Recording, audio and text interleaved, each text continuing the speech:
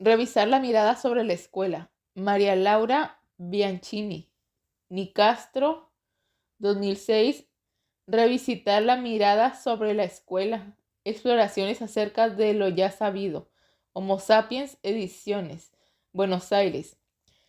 Sandra Nicastro, en su libro, nos presenta una mirada diferente acerca del análisis institucional. Propone seguir pensando la escuela en su cotidianidad, lo que pasa y lo que no pasa, las voces y los silencios que nos brindan estos espacios, seguir problematizando lo que sabemos, volver a mirar. Esto es lo que la autora denomina revisitar, renunciando a la operación típica del discurso pedagógico moderno, es decir, al encuentro del investigador con un objeto que conocemos y que creemos probable cambiar. En este sentido, propone problematizar lo ya sabido ante la evidencia de que en la escuela pasan cada vez más cosas que no hemos anticipado como posibles y no ocurren aquellas que pretendemos volver realidad, apoyándose en la ineficacia de calcular lo posible y lo probable, el saber, y llevarlo a la práctica, hacerlo real, es que propone que empecemos a estimar o mirar lo imposible luego de haber conocido lo posible. Problematizar la realidad supone una posición crítica acerca de nuestros saberes sobre la realidad escolar. Poner en cuestión nuestra propia percepción acerca de la escuela, nuestra mirada, ponernos en cuestión como sujetos cognoscentes, hacernos otras preguntas, intentando ir más allá de los formatos escolares habituales. De este modo aceptamos como una condición propia de este revisitar el no perseguir propósitos tales como hallar lo correcto, adscribir a las reglas del buen decir, ver más allá de lo que se hace posible, como así tampoco guiarnos por lo que se estime correcto, por lo estándar y clasificable. En el capítulo 1 explica la profundidad, el significado de revisitar y las variables que lo entrecruzan. Una de las características más importantes que le adjudica es ser una palabra controvertida, dado que puede alterar la comodidad propia de quien se sostiene en lo ya sabido. En el saber, volver a mirar supone que ir hacia atrás, volver a mirar lo que ya sabemos como sujetos cognoscentes y volver a campo simplemente y volver a cuestionarlo. Por otro lado, lo liga a la repetición, proponiendo no usar el campo simplemente como un contexto de verificación, constatación de lo que se viene diciendo, sino como un contexto de exploración y prueba de ensayo.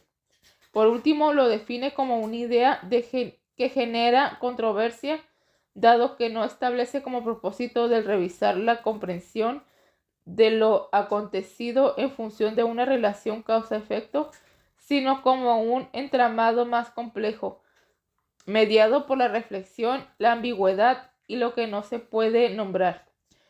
Entre una de las variables que se introduce aparece el revisitar en relación con el tiempo, acercando ese volver a mirar a un acto de descubrimiento y construcción y no a un acto casi nostálgico de mirar el pasado, sino una mirada del presente en relación al pasado y con lo que vendrá. A su vez, se propone una idea de intervención no como intrusión, sino como un reubicarse en espacios, presencias, miradas, revisitar la cotidianidad de la escuela, mirando las experiencias y el desarrollo de una trama subjetiva. En ese sentido, la posición del que vuelve a mirar en relación al objeto de estudio son distintas. El sujeto que mira queda implicado en la realidad y la idea de neutralidad comienza a ser cuestionada. Todo acto de revisar, de intervención, supone la necesidad de un marco de referencia como mediador en la relación entre el sujeto y el objeto.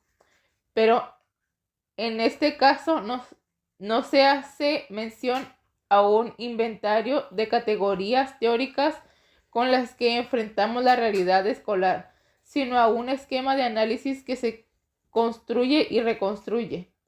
Es decir, el acto de revisitar la escuela nos pone frente a prácticas y hechos que por saberlos conocidos no abren a nuevos conocimientos y terminan naturalizándose como tales. Aquí introduce la autora la cuestión de las ilusiones y desengaños que generan tensión en los sujetos ubicados en distintas posiciones. El fenómeno de los mundos superpuestos, mi mundo y el otro, ante lo cual y a fin del acto de revisar propone una distancia que no fortalezca el mito de unos y de otros. Por último, Nicastro propone recuperar los sentidos que se inscriben en discurso y prácticas concretas, es decir, el sentido de lo escolar en el acto de revisitar la escuela. Pero muchas veces las presentaciones que alguien tiene sobre el alumno, el docente, el ambiente del aula, no se ajusta por completo a la realidad que se muestra. Es decir, el sentido de los hechos, las prácticas son vistas como certezas incuestionables a pesar de que las mismas están siendo cuestionadas. Por ejemplo, los docentes que están por jubilarse no tienen interés por cambiar nada. De esta forma, analiza el sentido en relación con la historia y los mitos que se creían válidos e incuestionables para todos y que no lo son, apareciendo en su lugar la idea de pluralismo y relativismo. En otros términos, asistiendo a la crisis de lo que se da por supuesto conocido, lo ya sabido, aquello que le permite al sujeto identificarse con lo colectivo, los múltiples sentidos y sentidos que se dan en la vida cotidiana de la escuela, que se van construyendo en la relación de las experiencias de cada uno de los actores con respecto al otro, es lo que define el sentido de lo escolar. Un escenario en el que van apareciendo actores en donde cada uno le otorga un sentido distinto al objeto. Es en el análisis de estas situaciones donde la autora propone volver la mirada. ¿Cómo mirar la escuela? ¿Bajo qué principios, posiciones, significados? Estos son los interrogantes que Nicastro se hace para desarrollar el capítulo 2. Miramos la escuela desde un encuadre que no significa un molde o modelo que no permite captar lo inédito, sino desde un conjunto de variables que dan forma, reglas que enmarcan la situación. En este sentido, menciona 3 cuestiones que hacen a la posición de cada uno en el acto de mirar la escuela. En primer término, el lugar de la neutralidad, poniendo en cuestión las miradas que pretenden ser neutrales, dado que los observadores analizan los procesos que los atraviesan y de esta forma es difícil mantener la neutralidad. En segundo lugar, promover miradas situacionales entendido por tales que al mirar no se pretende captar la situación verdadera, la mejor, porque ésta no existe como tal, sino que es un significado institucionalmente construido. La mirada situacional renuncia a entenderlo y captarlo todo de una vez y para siempre. En ello se justifica el acto de revisitar, pues la situación es un espacio de producción de relaciones y en la escuela estas resultan ambivalentes, cambiantes. En tercer lugar, el trabajo de revisitar requiere a su vez de una escucha que deje en suspenso las explicaciones habituales, las certezas, una escucha osada, que abra el diálogo con dimensiones hasta ahora olvidadas, que cuestione aspectos ya sabidos para develar aspectos no conocidos. En este sentido, que mirar lo que hay o lo que queda de la escuela, si se mira lo que queda, me detengo en las ruinas, lo que queda de algo no conocido, recuperando la nostalgia de los actores y la melancolía por ello que ya no es, por aquello que ya no es. En cambio, si se mira la escuela desde lo que hay, se apuesta a un trabajo de construcción permanente y no al control de los efectos, lo cual supone enfrentarse a una historia. De esta forma, Nicastro invita a volver a mirar dónde en la relación con el otro prime la acción, haciendo referencia no solo a la función mediadora de la relación pedagógica, sino también al funcionamiento de tipo heroico que puede tener una dinámica de trabajo en donde prevalece en el imaginario del docente la idea de salvar, proteger, acompañar desde el saber al otro, al encuentro con el otro y a la necesidad de dar sentido a la dinámica de trabajo en una utopía, una ilusión grupal, recuperando aquí la melancolía por lo que era antes de la escuela, los alumnos, y depositando sobre ellos ideales que saben que no se concretarán, porque si así fuera, supondría una negación del tiempo presente. Se suma como consecuencia a su vez de lo anterior el agotamiento de la ilusión que se ilustra en los silenciamientos característicos de la relación pedagógica, que supone la intolerancia de uno sobre otro. Por otro lado, intentando completar el sentido y las condiciones de volver la mirada sobre la relación pedagógica, se introduce otro fenómeno que solo se da en el encuentro con el otro, el malentendido. Al mismo lo define como un atributo de la relación pedagógica asociado a la diferencia, a la idea de diferencia, heterogeneidad, con el cual se puede lidiar a través del cultivo de la confianza en la relación con el otro. Por el contrario, un desacuerdo lo relaciona con la idea de conflicto entre quienes se dan una misma palabra entendiendo cosas distintas. En este contexto de relación del sujeto con el mundo y con los otros, la palabra adquiere un lugar común en el cual se encuentra cada uno de los participantes de un diálogo. Las palabras se mantienen a lo largo del tiempo, sin embargo sus significados y sentidos van variando. En el que requieren ser en el espacio escolar y en el mismo acto de revisitar existen relatos, palabras que requieren ser oídas y fundamentalmente interrogadas respecto de sus significados, dejando de lado la tendencia a la naturalización de los mismos.